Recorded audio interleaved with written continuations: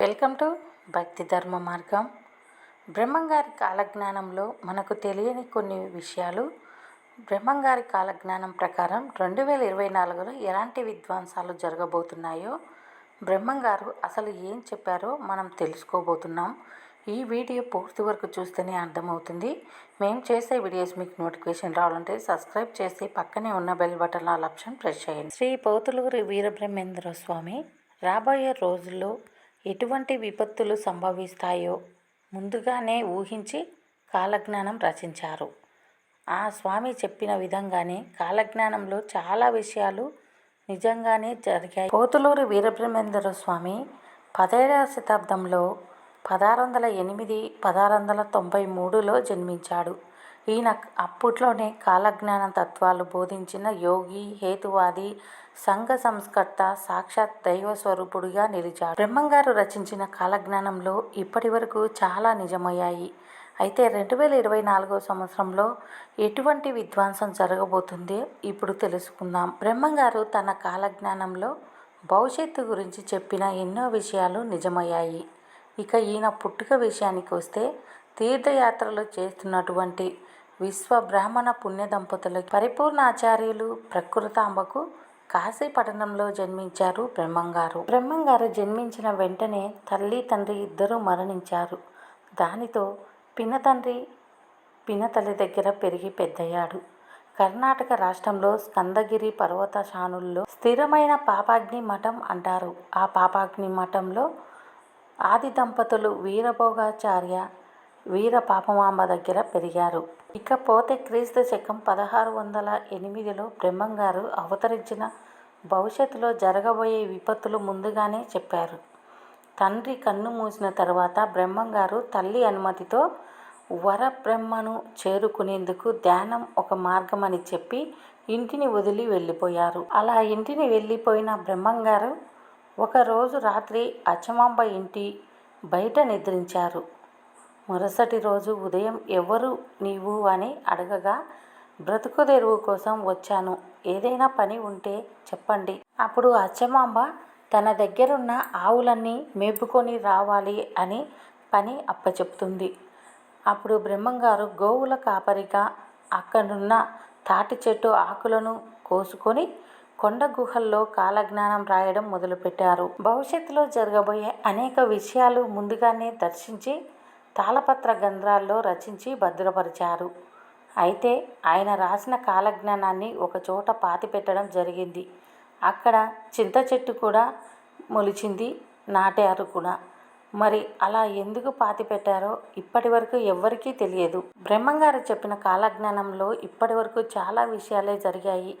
అయితే వాటిలో ముఖ్యంగా కాశీలోని దేవాలయం 40 రోజుల పాటు పూజలు లేకుండా పాడుబడిపోతుందని చెప్పారు. చెప్పిన విధంగానే 1910 నుంచి 12 వరకు తీవ్రంగా వరదలు రావడంతో, కలరా వ్యాపించడంతో కాశీని సందర్శించేందుకు అప్పటికి కాశీ మొత్తం కలరా వ్యాపించడంతో కాశీకి వెళ్ళే భక్తులు ఎవరూ వెళ్ళలేదు. ఇక నీళ్లతో విద్యుత్ దీపాలు వెలిగిస్తారు అని చెప్పారు. అంటే మనం కరెంటు బల్బులు వాడుతున్నాము, కరెంటుతో నీళ్లతోనే తయారవుతుంది. అలాగే ఎద్దుల బండి లేకుండా బండ్లు నడిపిస్తారని చెప్పారు. ఇప్పుడు ఎన్నో రకాల వాహనాలు, కార్లు, బైకులు, అలా అప్పుడైతే గుర్రాలు, ఎద్దులతోనే బండ్లు నడిపించేవాళ్ళు.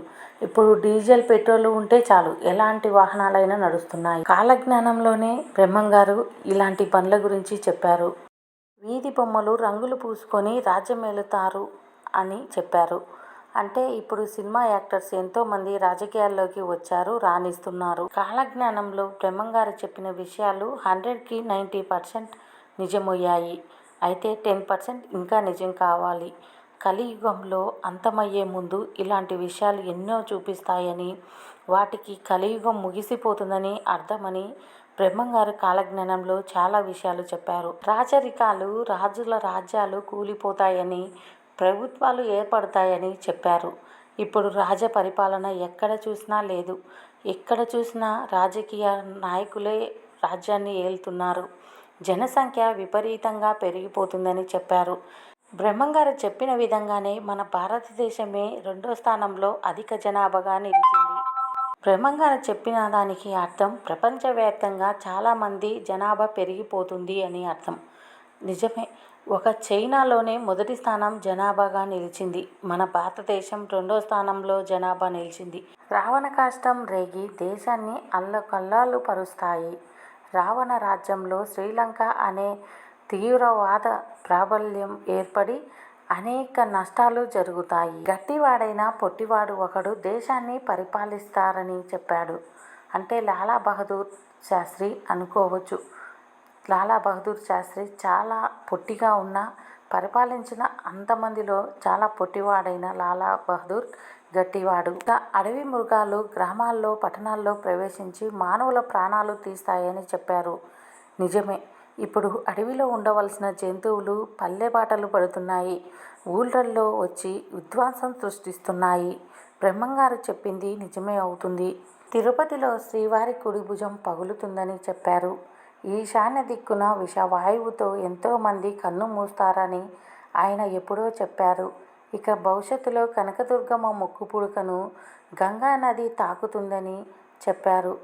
జల ప్రళయం ఏర్పడి నాగార్జున సాగర్ బీటలు పడితే కృష్ణానదికి వరదలు వచ్చి ఇంద్రకీలాద్రిని తాకుతుందని, అలాగే కొత్త రోగాలు వైరస్లు మనుషులను అతలాకుతలం చేస్తాయని చెప్పారు. ఇలా ఎన్నో విషయాల గురించి కొన్ని వేల సంవత్సరాల క్రిందటే బ్రహ్మంగారు తన కాలజ్ఞానంలో రాశారు.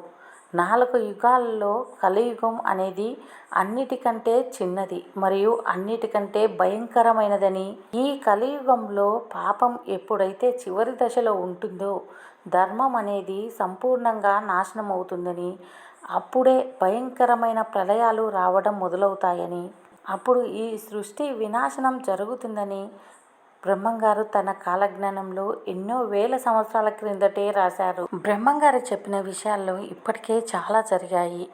ముండమొప్పులు ముత్తైదువులా ఉంటారని, వేప చెట్టుకి పాలు కారుతాయని, ఇలా ఎన్నో విషయాలు జరిగాయి. కంగోనా అనే వైరస్ ఒకటి పుడుతుందని, అది దేశం మొత్తం అతలాకుతలం చేస్తుందని రాశాడు. అలాంటిది 2020 సంవత్సరంలో కరోనా వ్యాధి వచ్చి ఎన్నో కుటుంబాలకు బాధ మిగిల్చింది. ఎంతోమంది ప్రాణాలు కోల్పోయారు. అలాంటి కరోనా వ్యాధి ఇప్పుడిప్పుడే మెల్లగా కోలుకుంటుంది. ఇక 2024 సంవత్సరంలో బ్రహ్మంగారు చెప్పే కాలజ్ఞానం ఇంకా చాలా జరుగుతున్నాయి. అయితే ఈ 2024 సంవత్సరంలో జరగబోయే విధ్వంసం గురించి ఇప్పుడు తెలుసుకుందాం. వచ్చేది 2024 సంవత్సరం. రాబోయే 2024 సంవత్సరంలో జరగబోయేది ఇదే. ఇక ఏ వ్యక్తి కూడా 20 ఏళ్ల కంటే ఎక్కువ కాలం జీవించి ఉండడు. అలాగే అన్ని వ్యవసాయ భూములు ధాన్యాలు ఉత్పత్తి చేయలేవు. దీంతో తీవ్రమైన ధాన్య కొరత ఏర్పడుతుంది. నిజమేనండి. ఇప్పటికే చాలా ధాన్యం కొరత ఏర్పడింది. ఇతర దేశాలకు కూడా మన దేశం నుంచి ధాన్యం ఎగుమతి చేయలేకపోతున్నాము. మన దేశంలో కూడా ధాన్యం కొరత ఏర్పడింది. ఆ ధాన్యానికి అధిక రేటు పెట్టి విక్రయిస్తున్నాము. 2024 సంవత్సరంలో ఆకాశంలో కొత్త నక్షత్రం ఒకటి ఉద్భవిస్తుంది అని, అన్ని రకాల పండ్లు రసహీనతంగా తయారవుతాయి. నిజమే. చాలా పండ్లలో ఇప్పుడు గుజ్జు రసం అనేది ఉండకుండా ఉంటుంది. అలాగే సైంటిస్టులు ఎన్నో రకాల ప్రయోగాలు చేసి జన ప్రాణాలతో ఆడుకుంటారు. బొబ్బలు లేస్తాయి. నెత్తురు కక్కుకొని రోగాలు బారిన పడి జనులు కన్ను మూస్తారు. మృగాలు సైతం ప్రాణాలు విడుస్తాయని బ్రహ్మంగారు తన కాలజ్ఞానంలో ఎప్పుడో చెప్పారు. 2024 నుంచి ఇలాంటి విధ్వంసాలన్నీ మొదలవుతాయని చెప్పారు. గోదావరి నదుల మధ్య ఆవుల గుంపులుగా కూడి ప్రాణాలు విడవటం జరుగుతుందని బ్రహ్మంగారు ముందే ఊహించి చెప్పారు. విచిత్రమైన ఈత చెట్టు ఒకటి పుట్టి రాత్రులు నిద్రపోతుందని, పగలు మళ్ళీ లేచి నిలబడుతుందని చెప్పారు. ఇలా 8 సంవత్సరాలు జరిగిన తర్వాత ఆ ఈత చెట్టు నశిస్తుంది. ఇది మొదలు దేశంలో తీవ్రమైన కరువు ఏర్పడుతుంది. ఆకాశంలో ప్రళయానికి సూచనగా అవుతుంది. అప్పుడే మనం అర్థం చేసుకోవాలి ఏంటంటే కలియుగం అంతం కాబోతుందని గ్రహించాలి. యాగంటి బసవన్న లేచి రంకేస్తాడని, దాంతో సగం జనులు చస్తారని చెప్పారు. తెల్లని కాకులు వస్తాయని, రాజ్యమంతా అరుస్తూ ఉంటాయని చెప్పారు. అర్ధరాత్రి పొద్దు పొడుస్తుందని చెప్పారు. బ్రహ్మంగారు తన జ్ఞాన సంపదతో ఈ కలియుగంలో జరిగేటివన్నీ ముందే తన కాలజ్ఞానంలో రాశాడు. బ్రహ్మంగారు కాలజ్ఞానంలో రాసిన చాలా విషయాలు జరిగాయి. ఇంకా చాలా విషయాలు జరగాల్సి ఉంది. 2024 నుండి కరువు తాండవిస్తుందని, ఈ కలియుగం అంతరించడానికి 2024 మొదలని బ్రహ్మంగారు తన కాలజ్ఞానంలో చెప్పారు. ఈ కలియుగం అంతరించేటప్పుడు ధర్మం అనేది అసలే ఉండదని, అలాంటి అధర్ములను సంహరించడానికి తను ఈరభోగ వసంతురాడై వచ్చి ఈ జనులను ఉద్ధరిస్తానని బ్రహ్మంగారు తన కాలజ్ఞానంలో చెప్పారట. ఈ 2024 సంవత్సరం నుండే విధ్వంసం జరగబోతుందని, విధ్వంసం జరగటానికి మొదలు 2024 అని, శ్రీశైలం గుడి పూజలు లేకుండా మూతపడుతుందని, ఎక్కడి నుంచో శ్రీశైలం గుడిలో వరద నీరొచ్చి చేరుతుందని బ్రహ్మంగారు కాలజ్ఞానంలో చెప్పారు. పాతాళ గంగ ఉబ్బింతలవుతుందని, శ్రీశైలం మొత్తం మునిగిపోతుందని చెప్పారు. ఆకాశంలో తోకచుక్కలు రాలుతాయని, అవి చూసి సగం మంది జనులు చస్తారని చెప్పారు. కృష్ణానది మధ్యలో ఓ బంగారు రథం పుడుతుందని, దాన్ని చూసిన వారికి ఆ కాంతి వల్ల గుడ్డివారైపోతారని, ఇకపోతే శ్రీశైల పర్వతానికి ఒక ముసలి వస్తుందని, అది 8 రోజులు ఉండి భ్రమరాంబ గుడిలో మేకపోతులా అరిచి మాయమైపోతుందని బ్రహ్మంగారు తన కాలజ్ఞానంలో తెలియజేశారు. దొంగ స్వాములు ఎంతమందో పుట్టుకు వస్తారని, 6 ఏళ్ల పాప గర్భవతి అవుతుందని, ఆడవాళ్లు మానమమ్ముకొని బతుకుతారని కాలజ్ఞానంలో రాశారు. 2024 కాలజ్ఞానం ప్రకారం విధ్వంసం సృష్టిస్తుందని, 2024లో ఎన్నో జరుగుతాయని చెప్పారు.